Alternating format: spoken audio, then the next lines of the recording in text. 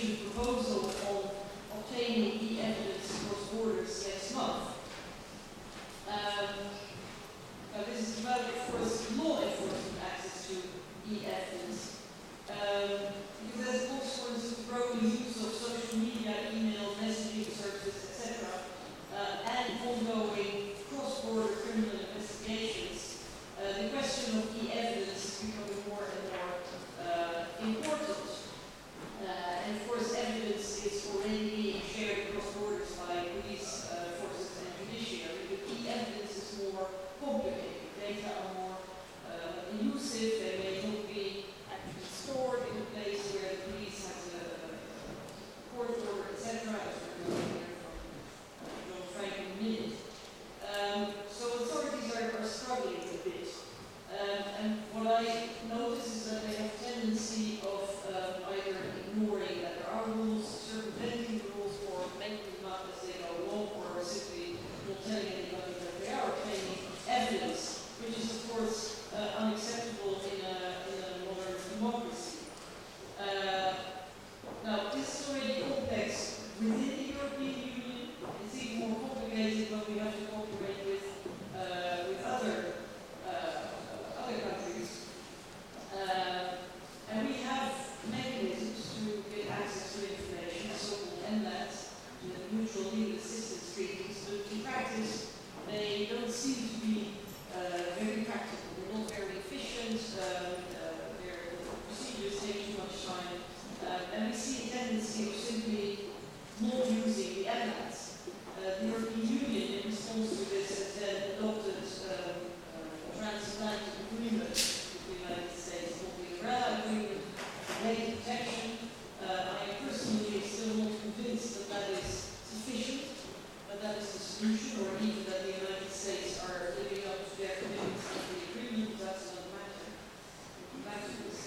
Now, the Commission was supposed to come up with a proposal on improving cross-border access to electronic evidence in criminal matters this week. But it has been postponed until next month. We will not know why, because the Commission have basically declined our invitation to be here today. Apparently they have more important things to do. But it is interesting, if you go to the website on the expected proposal, you see that already from the start they have included cooperation with the United States. I find that fascinating. I don't know any other piece of legislation where we have already incorporated exchange of information with other countries from the start. Now we know that the United States, regardless of who happens to be in the White House, have a tendency of not just overreach when it comes to the application of legislation, but also when it comes to the preparation, the drafting of legislation. And I think it's very clear that I'm slightly irritated by this, because I still think that we make our own laws in the European Union, and I don't think that the Americans would be amused if we interfere in the same way.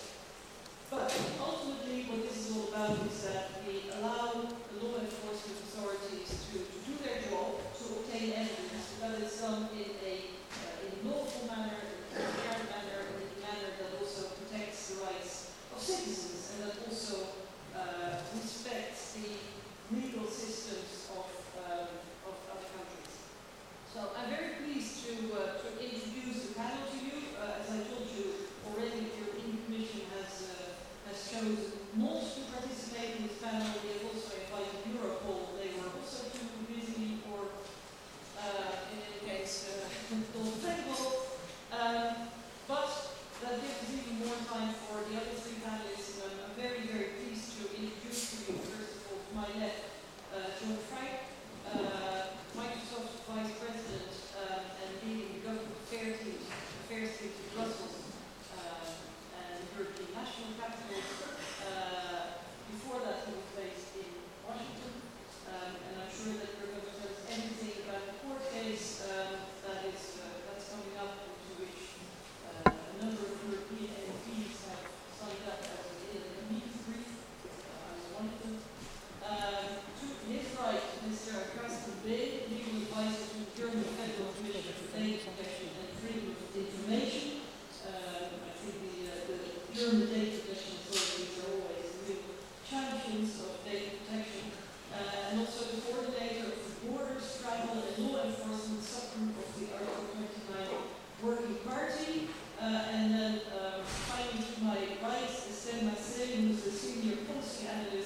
access now Brussels office and needs the work on data protection in the EU. So I'm going to invite you to speak in that order for, say, 5 to 10 minutes. Then we'll open the floor for questions and debate. I've been informed that the roving microphone doesn't work, but that apparently there's a setup somewhere in the back of the room where you can talk into a phone, because then you will be heard on the live stream, because we're being live streamed. So don't worry, it's not a hotline to the White House or something like that. Just for the live stream. Okay, John, may I invite you? So thank you for the opportunity to be here and to be part of this conference today.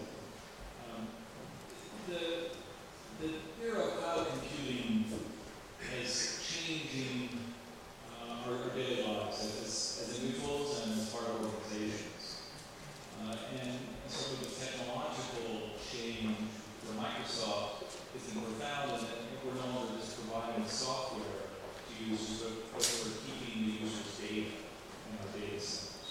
And of course that applies to individuals with Hotmail and OneDrive and other services, but also applies to our organizational customers, including national governments, parliaments, and a wide variety of companies and nonprofit organizations who use cloud computing because it's less expensive, more reliable, and more secure.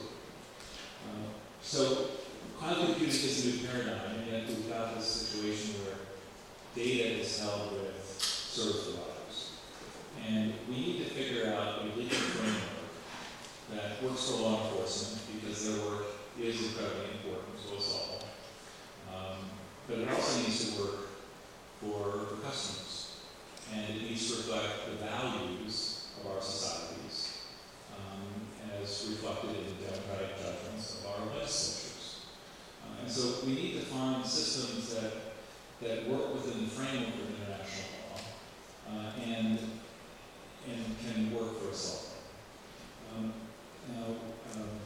So you mentioned the Ireland email case, which began about 4 years ago when we received a search warrant issued by the Southern District of New York, a federal court, for an email account. And when we looked, we had the subscriber information stored in the U.S., but the content of the email account was stored in Dublin, where our data centers are. And so we went to the government and explained that the data was outside the United States. And as we read the statute under which the warrant was issued, it did not apply extraterritorially. We lost at the trial court level. In fact, we were found in contempt of court or fined. The Court of Appeals reversed and ruled in our favor. And then the United States government last summer decided to appeal the case to the Supreme Court. The Supreme Court took the case, and we filed our briefs. And just last Thursday, 23 different organizations filed amicus briefs in support of our position. That it's important under international law to recognize that the privacy rights apply to this data, and European law applies. And everybody take their positions that come from their perspective. Generally, it was a very strong message to the court, we believe, that European interests are very much invoked here. We'll have an oral argument on February 27th. The Supreme Court issues all of its opinions before it goes on summer vacation, beginning in July, so expect a decision in June. And so I think it's impossible to predict how it will turn out. I like our theory of the case, but the grace I did. But one of those, this is an important step in trying to build the legal framework that's going to govern cloud computing for the next decades. We need to figure out a system that does respect people's privacy rights in a time when the digital world can seem more invasive.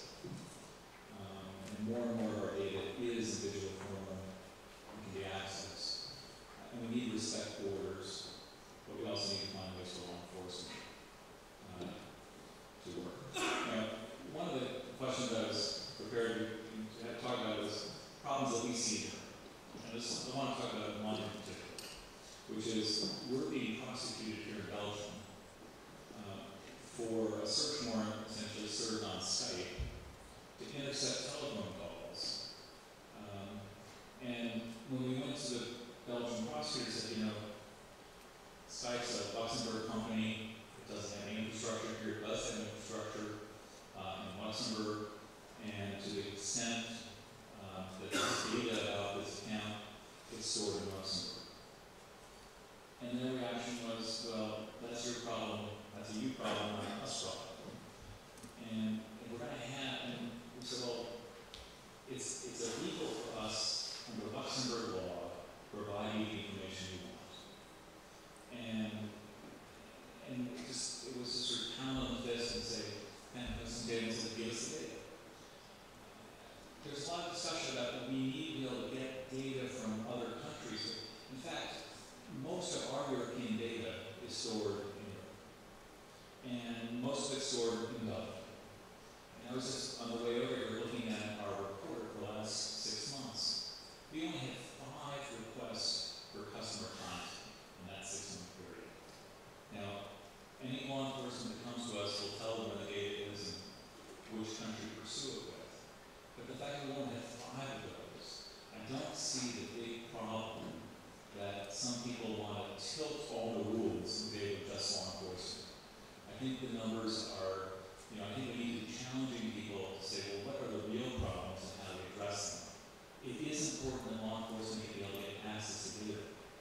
But I'm not willing to concede that there's some crisis for which we should forego from all of this. Okay, thank you very much. I think the outcome of this case is going to be very interesting, not just from the angle of privacy protection or law enforcement or both, but also, let's say that the courts will conclude that the warrant does give you access to data stored in Europe. And I can see a reaction in Europe saying, well, in that case, we're not going to hire American firms anymore because you don't know what will happen to our data. But I do need to in fact, the U.S. rule doesn't apply just to American companies. And any company that does business in the United States that offers electronic communication services, in other words, Deutsche Telekom subsidiary offers an email service in the United States, under the DOJ's interpretation, they can serve the subsidiary and get data stored anywhere in the world. So, and we've seen examples of that as well. I think it was even passenger data, if I'm not mistaken. Of course, there's also a matter of scale. There are plenty of companies coming from other countries, but there are very few of the size and the importance of some of the American tech giants. So, I'm going to give the floor to Mr. Behn.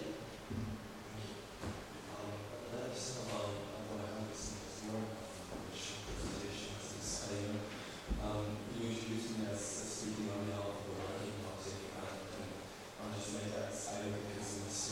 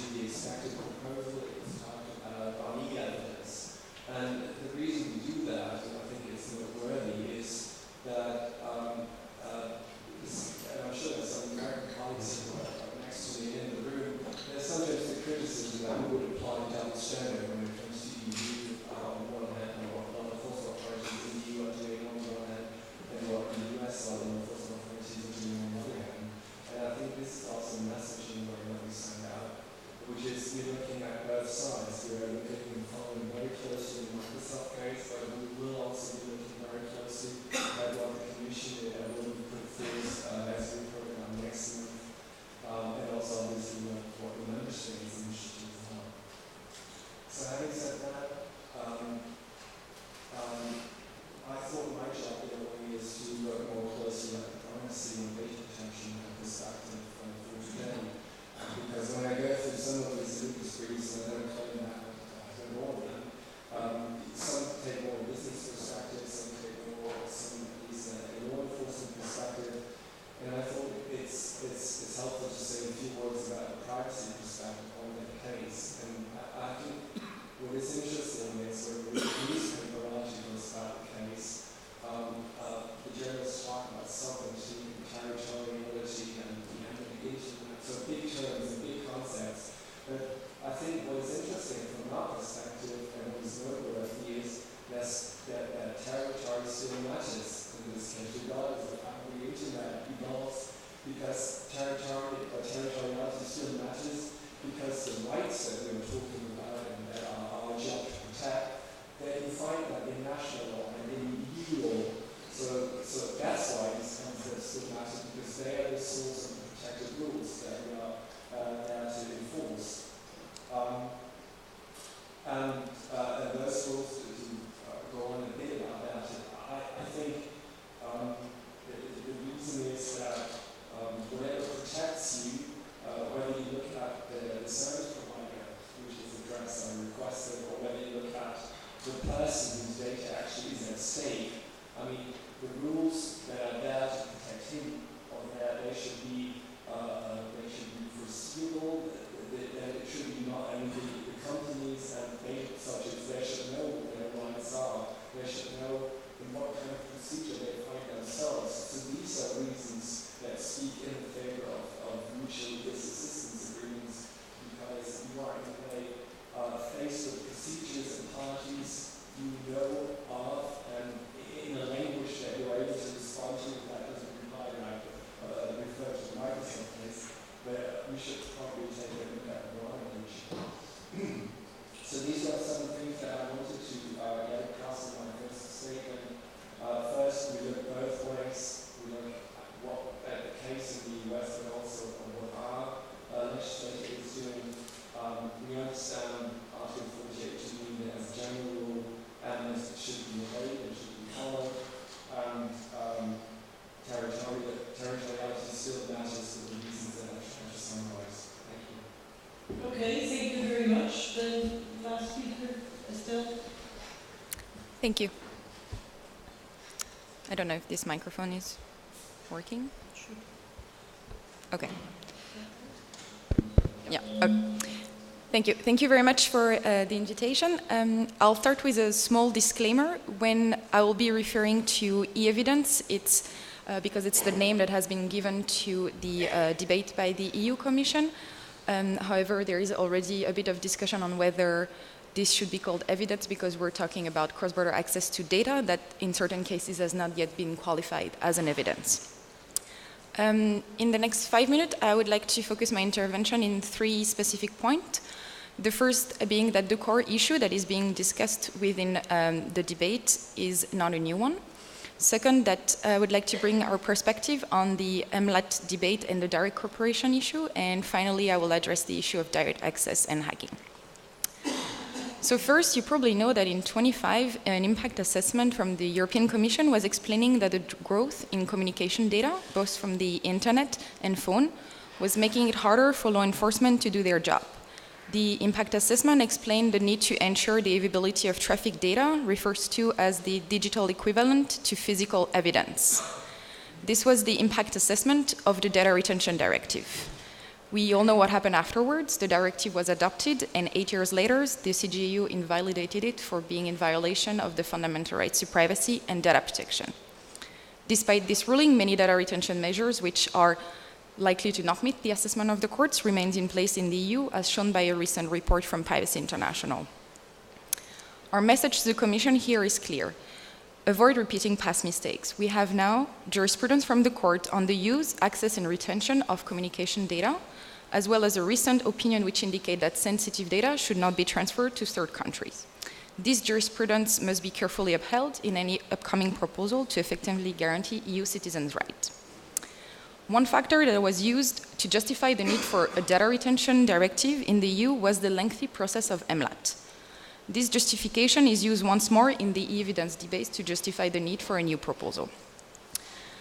MLAT provides for a legal framework under which the authorities can exchange information, which is intended also to protect the rights of the individual. We have long argued with many other stakeholders that the current MLAT system is burdensome, lengthy, and in need of a reform.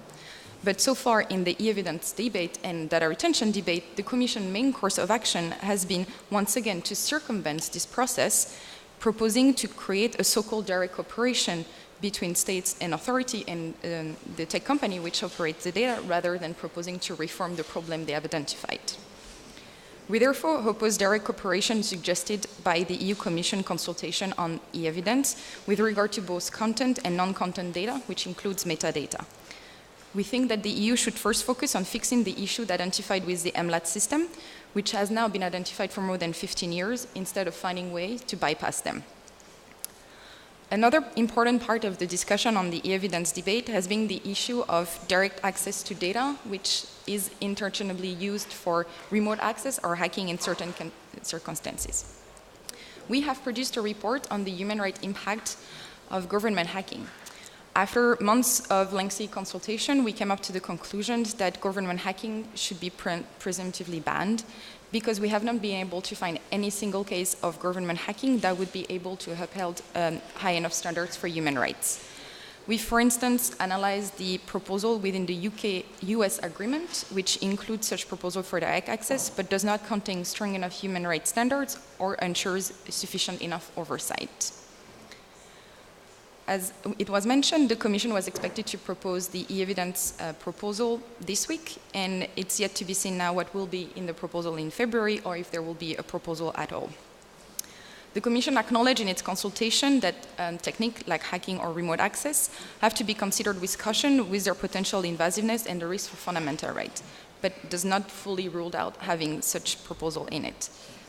Again, in our contribution and meetings with the Commission, we have argued that states should first prioritize on MLAT improvement instead of seeking overarching additional measures which create significant risk for human rights. To conclude, I think it was clear from a lot of different angles that in the EU there have been an identification of issues with the MLAT process. But each time a solution was put forward, it was to bypass those processes instead of having serious conversation on how to make them function and how to reform them in a comprehensive manner. We would be happy to engage in this discussion and ensuring that the proposals put on the table are in line with the CJEU rulings. Unfortunately, some of the proposals that have been put on the table to circumvent MLAT have not been in line with those criteria, and while the CJEU is developing its jurisprudence to clarify what can be done and cannot be done when requesting access to communication data, the Commission and legislators are unfortunately not always following this case law. So if I can leave you with one message, which is the top of our list on how to do better lawmaking, is to please carefully consider this jurisprudence in order to avoid those past mistakes. Since the Microsoft case was also mentioned in the previous intervention, I also would like to conclude by saying that from the civil society perspective, there is also a lot of interest in that case, EDRI, of which we're a member, co-signed the Privacy International amicus brief, and a lot of other fellow organizations such as EPIC, EFF, and ACLU have also submitted to the case. So we're also looking at it very closely and its impact on human rights. Thank you. Okay, thank you very much.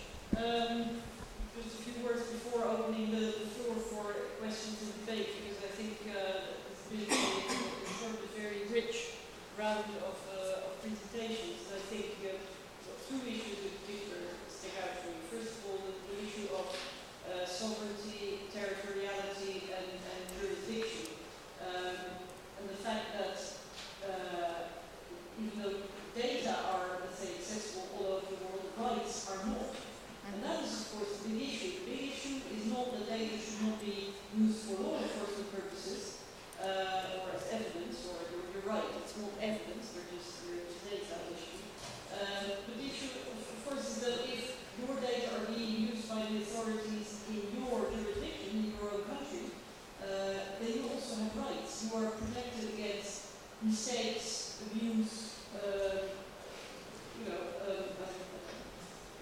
or bad intentions by your own authorities. But if your data can be accessed directly by some other authority, then you have no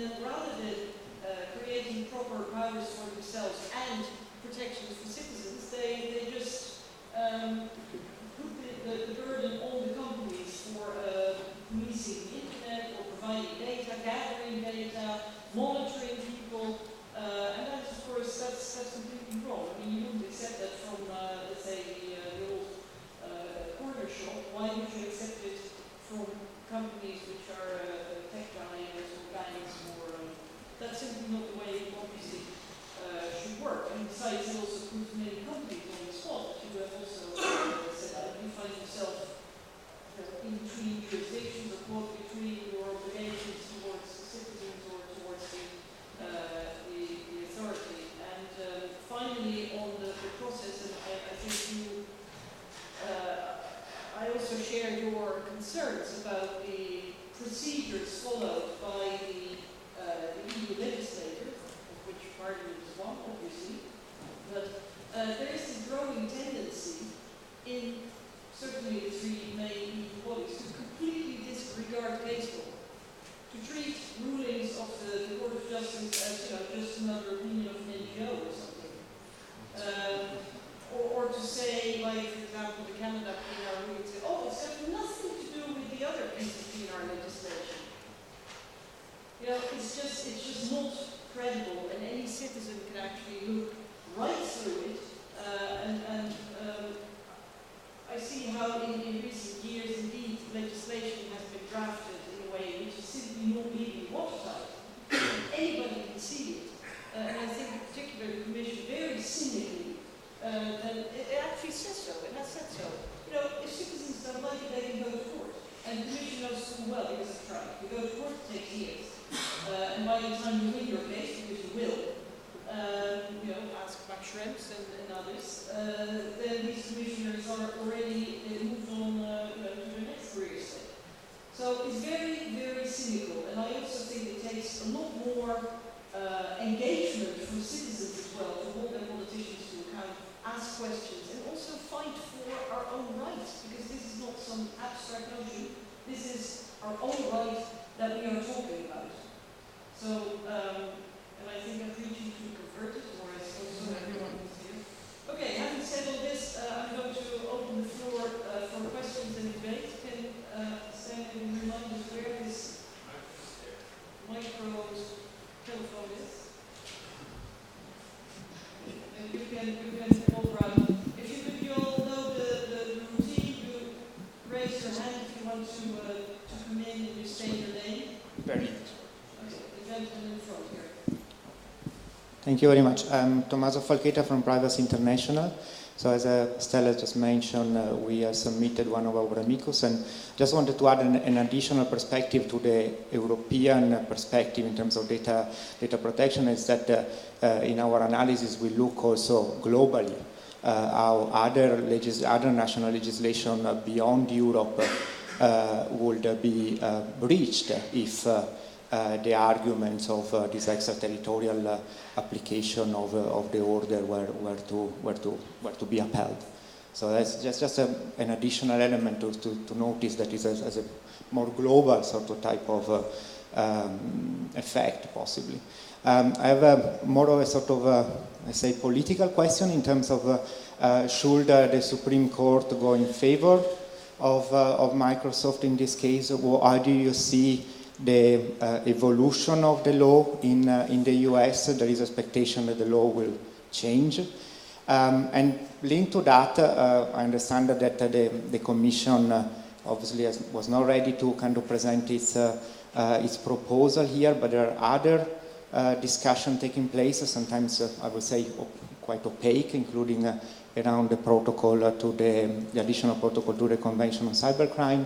And so more broadly, a sort of a sense of the way these kind of debates are going as far as you can feel. Thanks.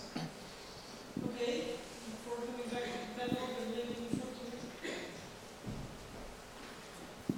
Hi, Julia Fioretti from Reuters. I have a question for John. If the Commission were to come forward with an e-evidence proposal that had an extraterritorial effect, how would Microsoft feel about that? and some other people across the pond. One last question in this batch. Anyone? No? Everything's clear or you're timid? No? Okay. Then we'll come back to the panel. John, you want to respond first? Sure. I'll enjoy the first question for a minute. If we win, let's assume we win, go to a happy place. Clearly, it'll be more of an incentive for Congress to act and to create a modern statute that takes into account the international conventions. The Stored Communications Act was actually a pretty good piece of legislation for 1986, but it was in a much different era. And so, in a world today where data can move across borders very quickly and easily, and people move data for a whole variety of reasons, just as people can move around the world a lot easier.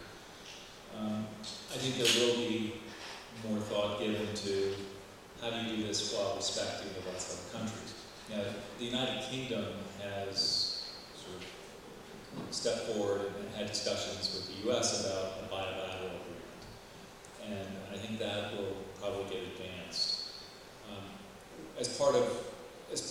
When we were working with the Department of Justice on these issues, one of the discussions was, well, how do we build an appropriate bridge between Europe and the U.S.?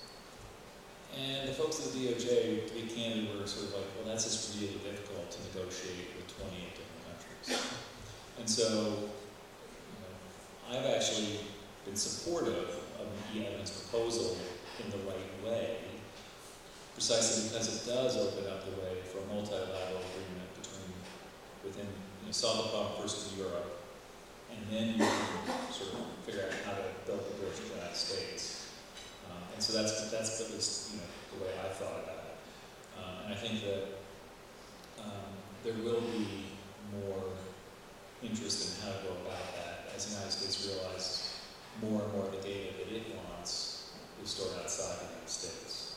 And so, if anything, the purpose of bringing the case was to get the Department of Justice to be willing to be more flexible and tell Congress to create an international regime. The question is, there's an e-evidence proposal with extraterritoriality. I think we have to look to see how the provisions are drafted. I generally think it's quite a bad idea. It's hard to know how one justifies it. I think the international law is pretty clear that police jurisdiction exercised outside your territory infringes the sovereignty of other countries. And so I think this is an area where both Europe and the U.S. need them to be leaders, because there's a lot of countries in this world that would love to be able to order the data of people living outside their borders and have companies deliver to them. And so Europe, several of the amicus briefs refer to this, the broader dynamic. If every country asserts extraterritorial jurisdiction, well, the protections that we have in Europe won't matter, because if you're going to take a position that Article 40 can be avoided because somebody else has a search warrant in another country, then everybody gets everybody's data without the protections that our legislatures very thoughtfully developed. No, I just have to smile, because I'm thinking when it's about actual, European or police forces of EU member states going across borders, that's really difficult. There is in the Netherlands, I don't know if you see the map, but there's a very small strip of land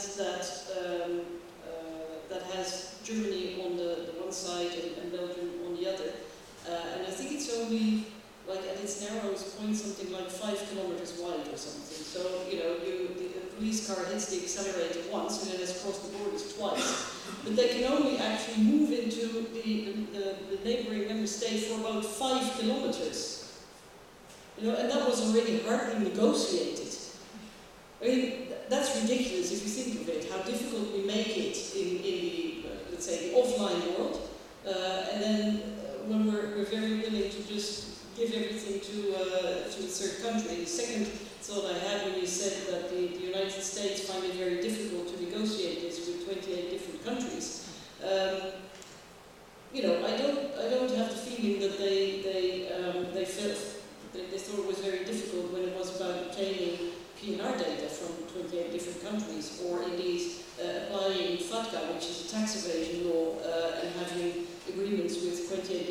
countries, because then it's about obtaining data. When it's about negotiating rights for citizens, that's where they think it's really difficult. Okay, I'll let you chew on that for a second. Mr. Behn, you want to come in? Well, I think on the last question, I can maybe echo John's comment. If the EU put out in a new proposal, that would include extraterritorial elements. I would assume that we would be critical of that for the same reasons that I've tried to explain why we believe that territoriality still matters in order to protect rights. So I think I don't want to be further redundant with that. I think that's clear. Maybe an additional work on international cooperation, which also came up in international agreements. I think I would pick up on one thing that John said earlier about his 5 cases that you were referring to. I think that indeed is a job that for the law enforcement authorities to do, or for the member states to do. I think it's not right and it's not fair to say that EPAs would object to international agreements as such, in principle or something. But I think what we would always request and ask for, that it needs to be demonstrated why there's a need to change things, why there's a need to do things differently from how they're done now. And when it comes to international agreements, I think over the last years, and I've been following this also different issues over the last years, there sometimes seems to be somewhat of an asymmetry. And by that I mean that it's always easier to come to a conclusion to have a new international agreement that for better, more exchange of data between law enforcement authorities on the one hand, but I think it would always be needed that we always have better international agreements that raise the level of data protection and the level of rights, and it always has to go hand in hand in a way. And I think that's also something important to keep in mind when talking about international agreements. And I think you've been somewhat critical or somewhat unsure about the umbrella agreement. I think it was a right step in a way, always provided that the substance of these agreements actually raised the level of data protection on both sides of the Atlantic, or both countries involved. So that may be something that we observe somewhat critically, and we always are sure, or try to ensure that international agreements not only mean that it's easier to exchange data, but also that the level of data protection is lifted for both parties that are involved in that agreement. On the umbrella agreement, because that would actually be an instrument that would enable data exchange between law enforcement authorities, or rather data exchange for the purpose of law enforcement. But I followed the negotiations on that from basically the very start, and the initial idea was indeed to have a transatlantic agreement on data protection. And you know, in the course of the talks, it became a transatlantic agreement on data transfers. And even if the idea was good, I think the final text still has a couple of important gaps, but it's also about enforcement. And quite frankly, if I look at the role of the European Union, the European Commission, in enforcing, you know, they're just not very good at it. And already now, the United States don't live up to the terms of the agreement, and nothing happens. The agreement is not suspended, it's not withdrawn. I mean, what's the purpose in having such an agreement if the other party doesn't live up to the terms of the agreement? And then we all pretend that they do. So it's somebody called that not the presumption of compliance, but the pretense of compliance, which is a very dangerous thing. It's Massé.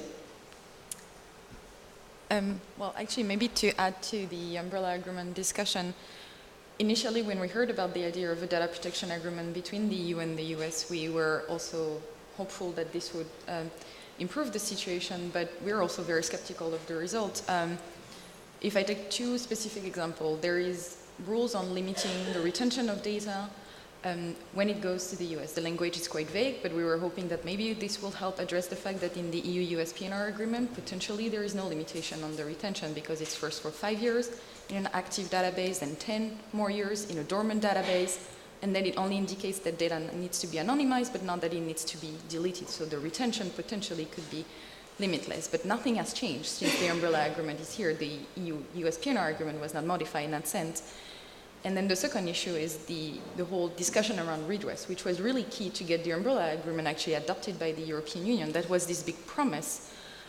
So the US passed legislation on that, which in itself is really important, but however, the Judicial Redress Act, which was adopted, is not the right vehicle to deliver this, because it applies to a law in the US which already has such a number of limitations, which retroactively also applies to us. So when we have statements saying it applies, for instance, to PNR processing, I would love for that to be true, but in the Privacy Act, there is clearly a limitation for data processed by the Department of Homeland Security, hence PNR data. So we're being promised a lot of new avenues for redress, which, to be fair, also initiating this process is really lengthy and very complicated. So, but it would be a great thing to have things started, but in practice, we do not have such right to redress. So the idea behind it, we like it, but what was delivered falls really short from the promise we had. It's not an alternative to Untitled. There was another question about, and maybe John would like to answer that, or Karsten, on other jurisdictions, I think. That was your question. Wait, somebody else could ask a question. I just want to commend, I thought on the e-evidence topic, I thought the Article 29's guidance, is it November? It's a very eloquent and very cogent statement of why, of how the EU should be thinking about territoriality in this process. And so I commend it. It's 6 or 7 pages, I don't remember, but it's extremely well written, very well thought out, and I think very powerful. Thank you. I actually think most of the opinions of Working Party 29 are excellent. Any further questions, remarks? Yes, there's one over here, and then one there, and one there. We're taking in that order. The gentleman over there. Hi, thank you. Brendan Van Elsnoy. I'm an affiliated researcher at the Center for IT and IP Law. My question is kind of going to show how little I know about MLATs. And I think maybe some other people, don't know it, so I don't feel totally stupid asking. But we talked earlier about territoriality as being like a key distinctive factor. And so I'm wondering, is that the only thing that should weigh into whether or not we need to apply an MLAT? Imagining, a Belgian prosecutor asking Microsoft for data about a crime that was committed in Belgium by a Belgian citizen who has his habitual residence in Belgium. And so I'm wondering whether the concept of just because an organization decides to store its data abroad should be or should not be a factor that weighs in there. And so, again, I'm not sufficiently familiar with the triggers for when or when not to apply an MLAT, but I'm just wondering, is territoriality the only thing? Is it the individuals whose rights are at stake that should be a factor? Should the framework be more granular in that sense? Thank you. Okay. The gentleman, and then the lady. Hello, Tobias Morsches from Datenschutzraum Germany. My question is on the oversight. If I look at the current systems we have in the member states, most times they are very, very fragile and don't work very well from my point of view. There are problems with reporting, with getting the information about the cases and so on. How should this work on an international level?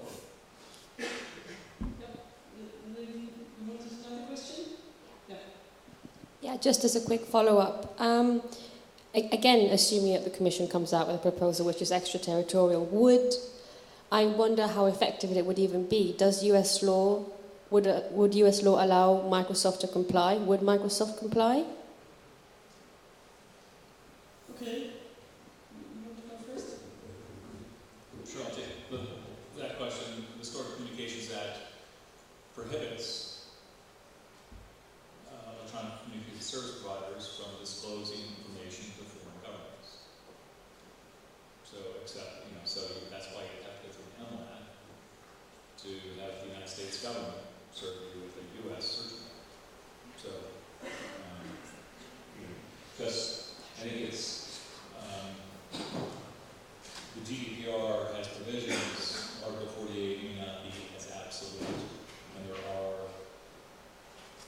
other provisions that could possibly apply, but it's still, there's a pretty strong presumption that you're going to be infringing your European law the other way around. I think the question asked is an excellent one.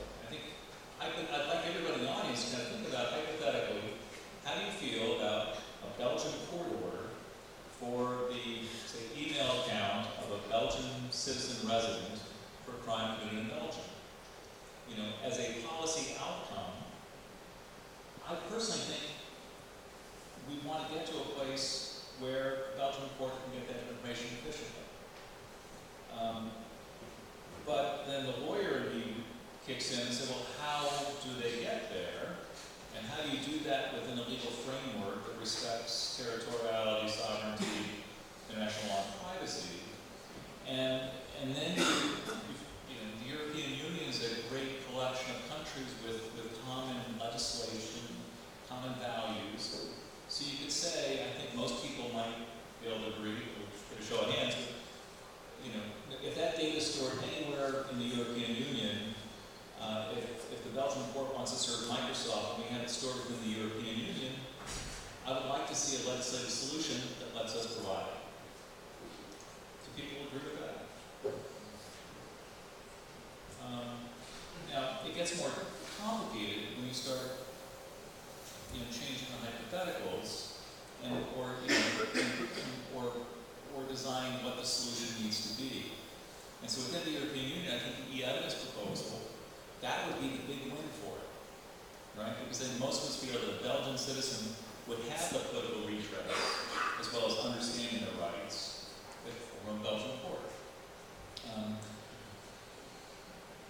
But to say that a Belgian prosecutor should be able to get the data of a U.S. person who's not living in Belgium,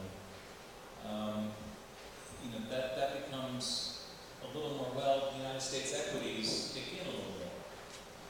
And if the Belgian data is just stored in the United States, I think we'd like to see a system so that between the U.S.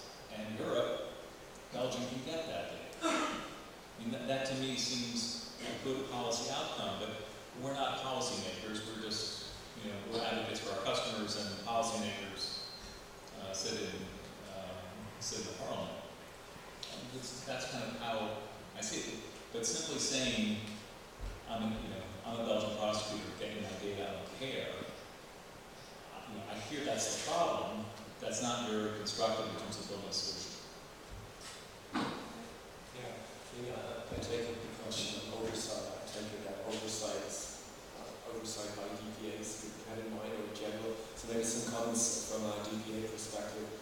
When you talk about international oversight, I think we're trying very hard to work together well, the DPAs that there are. When it comes to these US cases, it is sometimes difficult because there might not be a counterpart that we have in the US when we talk about DPAs. But also, I think what your question, what came to my mind when you asked the question about oversight, generally I would assume that also oversight gets much stronger after 25 of May. That's one of the main purposes for having new data protection acts.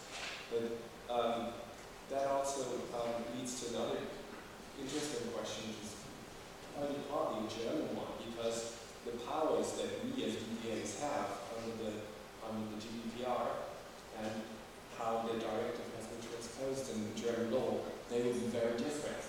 So in a way, when it comes to a situation where we act under the GDPR, we have much stronger powers than in a situation where we are supervising having oversight over our own law enforcement authorities, where we, at least that's how the German legislature transposed the directive, will remain rather powerless, or at least have to test what their powers are. So that will also be an interesting thing, so that in this situation, when there's a request from a third country, we are also as DPA in a very different situation, simply by looking at the powers that we will be having from 25 May onwards. I think one of the issues we're trying to reconcile, which is also seen by this difference of power when we're talking about data processing for commercial purposes or for investigation, is also reflected in the difference of approach. Within the GDPR, one of the core principles, as any data protection law, is data minimization. We're asking companies collect as less as possible, And then we're having law enforcement instrument saying, please make sure this data is available, and we're going to have direct cooperation asking you access for this data. How do we reconcile this as well, in the consideration that there is also less oversight? I think part of this, I guess we kind of think, there's one thing about the business records we keep in order to provide a better service or whatever. There's another aspect of our customers' confidential communications and documents. So the content of their emails, or the files they store on OneDrive, or for enterprises who are running major workloads in our cloud data centers. That's their data. And so we're not interested in trying to minimize their data. And so I think the minimization principle does apply to the business records we keep about the customer. But the customer's data is theirs. And I just going back to one of the points you made, covering the e-evidence, when in fact it is, our customers' private communications and documents. It may be evidence, maybe not, but one thing we know it is, it's our customers. I see two more questions. Mr. Shaw? Peter Schaar from Germany. Well, from my perspective, we have to accept as data protection community that there is a legitimate interest of law enforcement to access data referring to crimes or persons who are suspects and have committed crimes, even if the data might be stored outside the own territory. So that's the first. The second is that every user of the internet has a free choice where he stores his or her data, which provider he uses. And therefore, in principle, I would accept the interest. But the data only could be transferred if there is a legal basis on both sides. On the side of the state or where the data is stored, and where, especially in Europe, the GDPR is applicable, and on the US side. And from my perspective, it is not acceptable that US law enforcement has unilateral access to the data. As well, it could be questions whether European authorities should have such an access to data stored outside Europe. So we need a common understanding about the material, the substance of such requests and the legal safeguards. So we have, as was mentioned, such agreements, the MLATs, and I would propose to improve the mechanisms constituted by the MLATs. There is no reason that every request takes months or perhaps years of time. Perhaps it might be a better situation if Europe and the US invest in improving these instruments. That would be much simpler than making new instruments without such level of protection.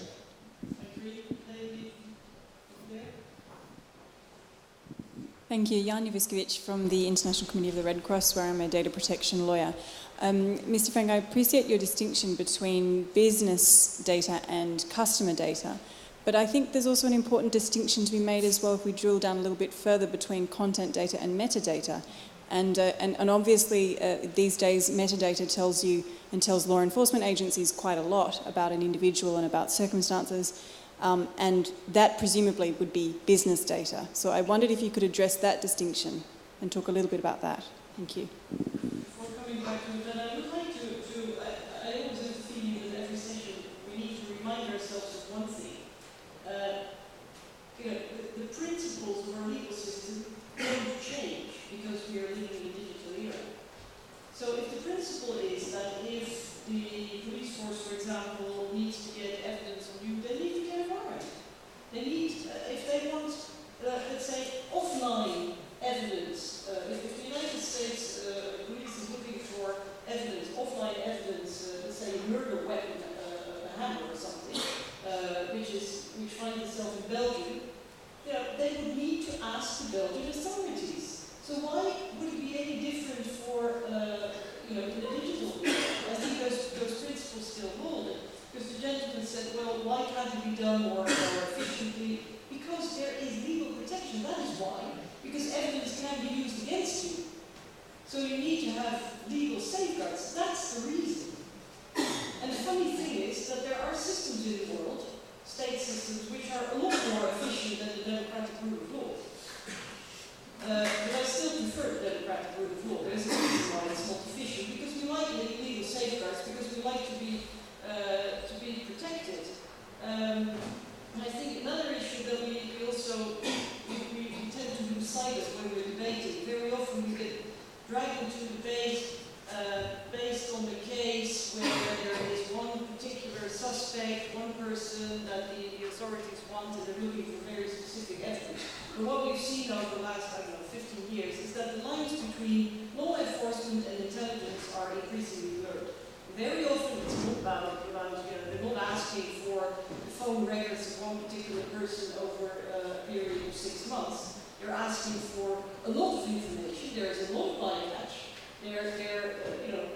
Inevitably there are also the data of other persons. So I think there are very good reasons why we need those legal safeguards. And if the political will is there is absolutely no reason why the MLATs cannot be improved. So the question is, why is the political will there? Because it's so much easier to just, put your hands in the cookie jar without asking. That's it. It's just easier. And we have to make sure that data can be obtained in an easy and smooth way, but also a legal way and a transparent way. Okay, I believe we have exactly, well, we have 7 minutes left, so we can still do some questions. Question in the back? Thank you. My name is Marie-Hélène Descamps, and I'm a GHA counselor at the Belgian Permanent Representation. So Belgium has been mentioned several times during this debate. So, perhaps just a little word before going on with my question. The Belgian case has been mentioned. I think that what the Belgian prosecutors have tried to do is a bit like Microsoft is trying to do. They were making a case with Yahoo. They are making a case now with Skype. But I think that what they want is, above all, is to make things move and to make the policy makers moving. Because they believe that the current situation is not sustainable anymore. So in a way, it's a bit the same as Microsoft. They are trying to demonstrate that the current situation is not satisfactory. But I go on with my question. My question is related to territoriality. It's true that in this debate, the point of departure is this general assessment that MLA is too slow and too cumbersome, and then the reaction is often, well, then why not modernizing MLAT and simply facilitating MLAT? But I would like to point out that the problem is deeper than that, because if you want to use MLAT, you have to know with which country will you use MLAT. And in the Microsoft case, Microsoft is putting forward the criteria of the localization of the data. That is the classical criteria in criminal law.